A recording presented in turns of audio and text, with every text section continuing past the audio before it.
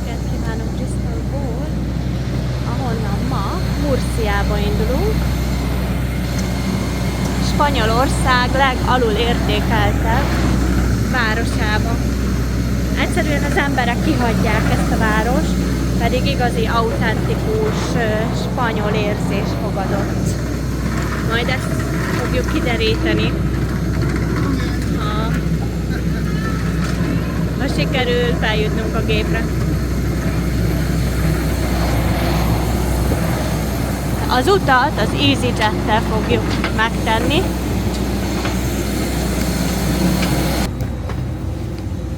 Good morning. Morning. Megkezdődött a felszállás. A gépen alig vannak, úgyhogy gyorsan ment.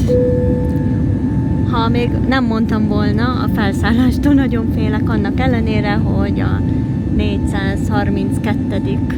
vagy 430 valahányadik, nem is tudom megmondani. Ilyen szép, deres és párás. Reggel Anglia. Felkelt a nap is. És megérkeztünk a napfényes Murciába. Az EasyJet jó voltából, ez nem úgy jó voltából, nincs ingyen semmi, csak ők hoztak. Jártam olyan reptéren, ahol egyetlen egy repülőgép van.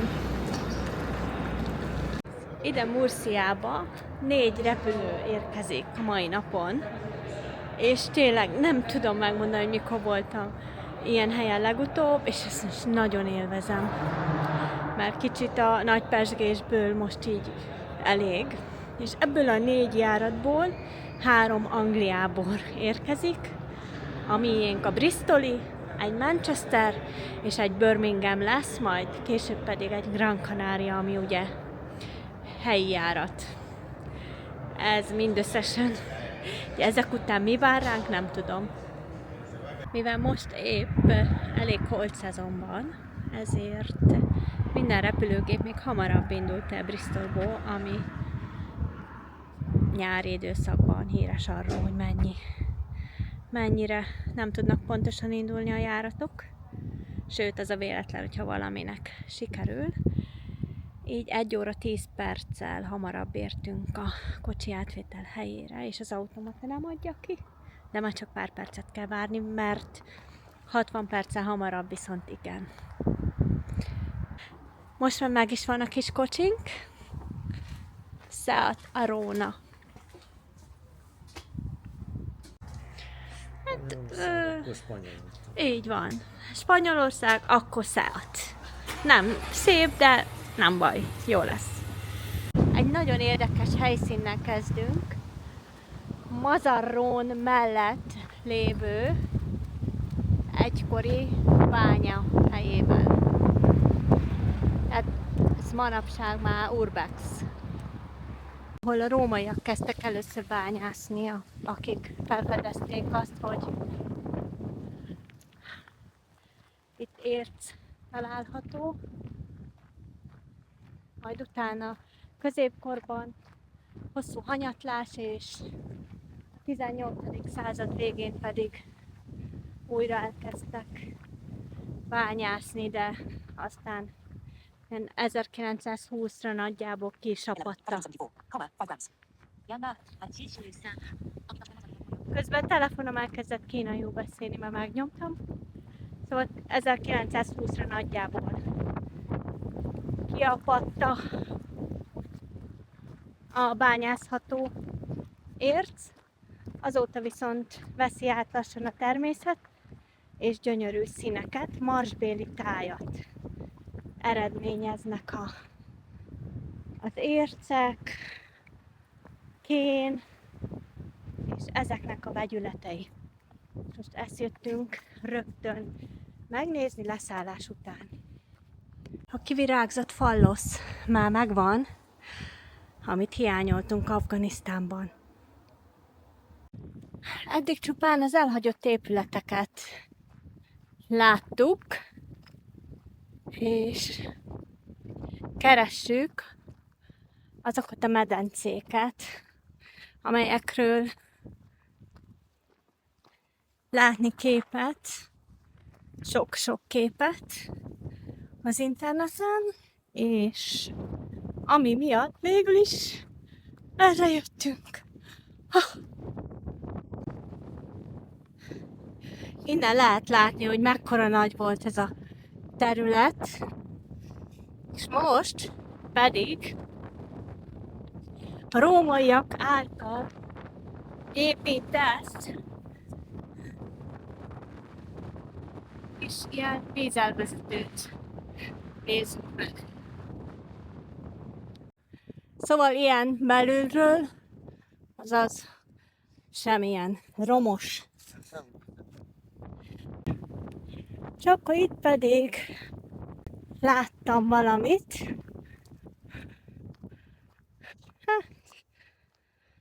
Ami nem érdekes. Úgyhogy megyünk át a másik oldalra. Ott van medence, de üres. Érdekes helyeken kívül urbexezni is nagyon szeretünk. És ez most egy, igen, különös hely. Igen, a szél már is megcsapott, hogy kijöttünk az épületből. Itt már a kén nagyon erőteljesen érződik, és a széltől biztos nem lehet majd megint hallani semmit a hangomból, úgyhogy ez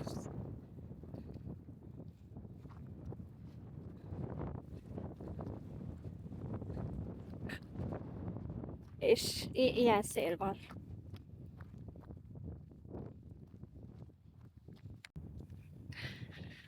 Megérkeztünk a fő épülethez, legalábbis én annak nevezem ki, mert ugye nem tudni. És remélem, hogy lesznek valahol piros víztócsák, mert az a gyanúm, hogy azt esetleg csak eső után lehet látni. De itt van egy kiszáradt rész, ami nagy valószínűséggel gyönyörű színekben pompázhatott, csak ki van száradva most. Az ígéretes lépcső jó lesz.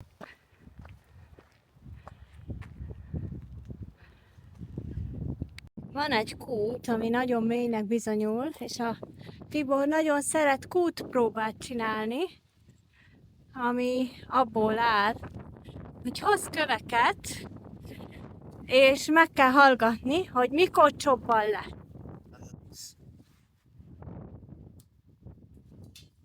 Hát koppant valami. Igen, koppant. Nincs benne víz. Mivel víz nincs benne, fizikusok nem vagyunk, így ebből nem fog kiderülni, csak... 40 méter max. Jó.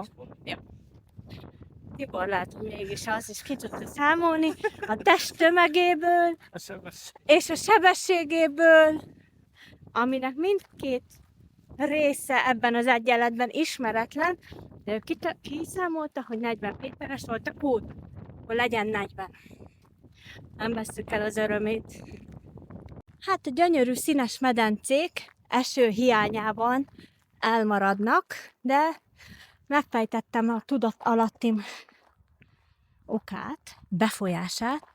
Ma kénnek öltöztem, rájöttem, és engem szinte sosem látni sárga vagy mustársárgába, és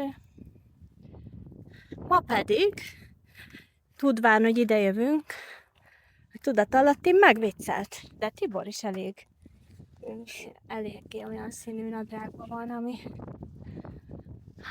Ó, ez mi lehet? Ami illik a környezethez. Ott viszont, és nem volt eső, bezzeg egyébként esne. Ott kénes az a medence. Csak ki van szárad. Azért csak sikerült valahol találni egy medencét, igaz nem vöröset, amilyet szerettem volna, vagy padlizsán színűt, hanem egy ilyen zöldes-sárgát, ami nagy valószínűséggel ként tartalmaz. Egy újabb bejárat, de most már én nem megyek be, mert innen látom, hogy csak egy ilyen, tényleg csak egy kis barlang. Valahogy az az érzésem, hogy itt nem fogunk lemenni. Így hallottam, hogy vigyázni kell, de azért ez itt egyáltalán nincs így megvédve a járókelő, és ez itt nem is tudom, hogy milyen mély lehet. Szóval nem tudom. Tibor kiszámolná, akkor kiderülne mindjárt, hogy 20, vagy 30, vagy 40, vagy 50 méteres. Most megpróbálja ezt a hálót odarakni. Nem ér oda, ami ugye... Tehát azért az urbexesek azért tudják, hogy veszélyek vannak ilyen helyeken, de mondjuk egy állat az nagyon könnyen bele tud esni. Curie férje most megnézi, és kiszámolja, hogy milyen mély a kút. Mehetsz?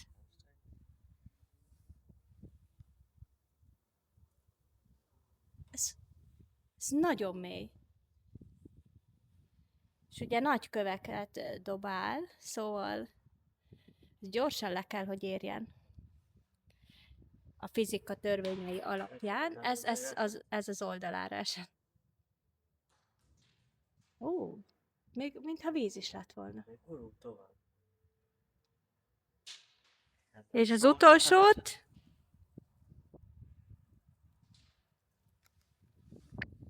Hány méter? Szerintem 70. 70? Hát én 50-re gondoltam. 70 között biztos van. De nem vitatkozom Marie Curie férjével, szóval legyen 70. Miközben én sétáltam lefelé, Marie Curie férje megállapította arról, a kútról, hogy az már több mint 100 méter mély volt. Én elhiszem. Én nem vitatkozom. Majd megnézzük. Próbálok közelebb menni a padlizsán színű kőzethez. Itt a narancs árnyalatai dominálnak, hát amihez öltöztem. De így most itt nem, majd ezt csak lentről fogom tudni.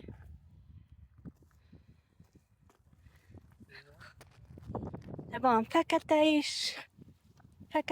Nem, hát mégis. Mégis látni. Szerintem ez gyönyörű.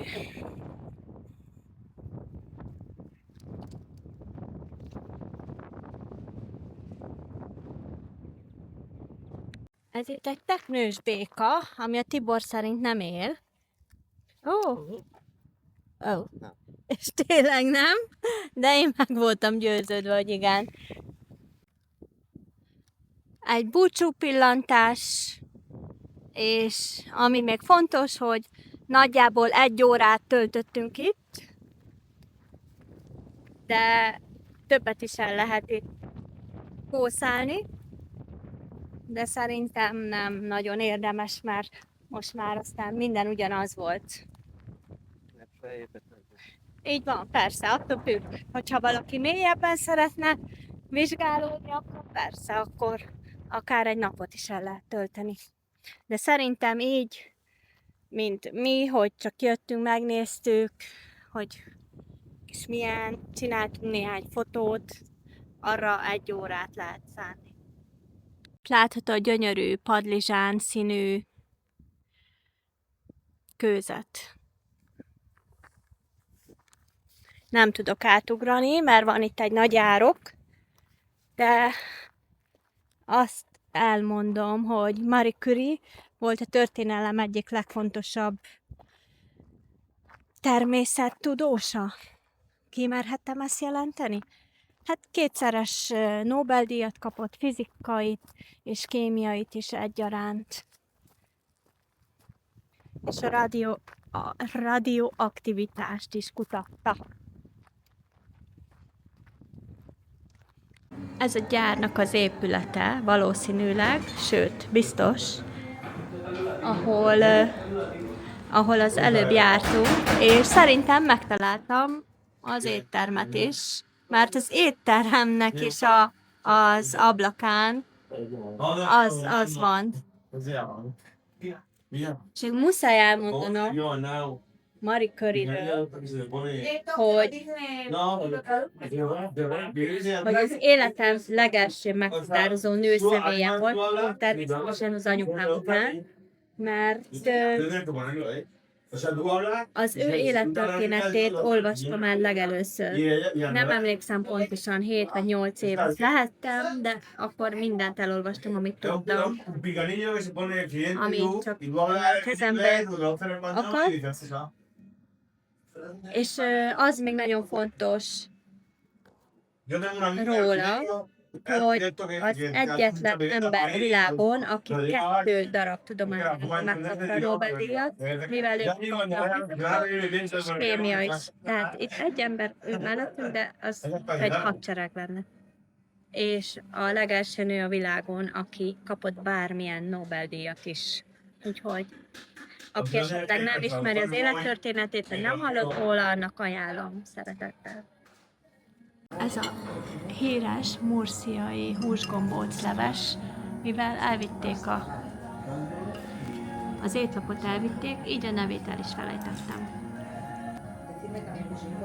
Én ilyet nem eszek már, sertés, úgyhogy ez csak a Tibornak a...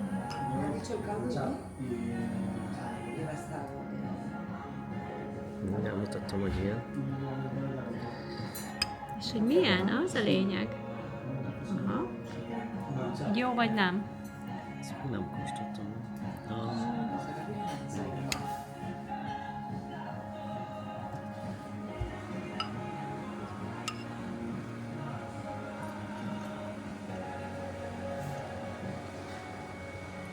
Nem. Ez nem. Jó. Csak nagyon, Jó. Csak. nagyon sertésű. Úgyhogy akkor csak. Remélem, hogy az enyém jobb lesz. Én lazacos tésztát kértem előételnek.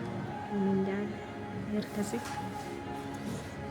Mondjuk nem jó pont az, hogy nem egyszerre hozták ki az előételt, de nem baj. Eltekintek tőle. Megérkezett az én lazacos tészta előételem. És meg is fogom kóstolni. Jól néz ki szerintem. Ha már Spanyolország, akkor együnk halat. Forró.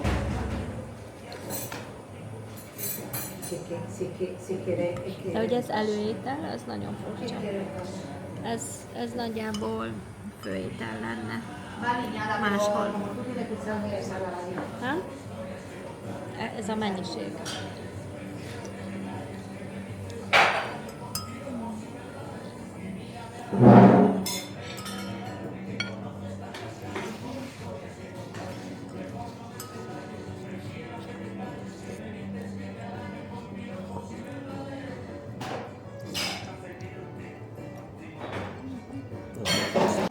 Tibornak a marha pofa. Valamilyen helyi sajátosság. Helyi étel. Marha pofa. Ennyit tudok. Az enyém pedig hal. Nagyon szép. Először megkóstoltam, mert hát az ételek azok nem az erősségeim, nem nagyon szeretek ilyen mindenféle ízeket. Úgyhogy mivel nem rossz, nem is jó, ezért most kamera előtt így bevállalom.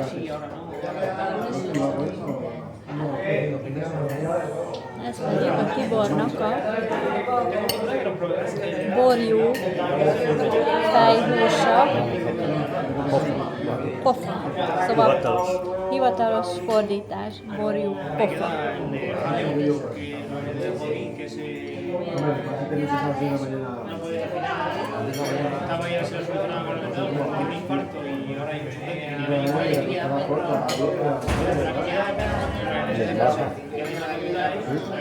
Ez szörnyű.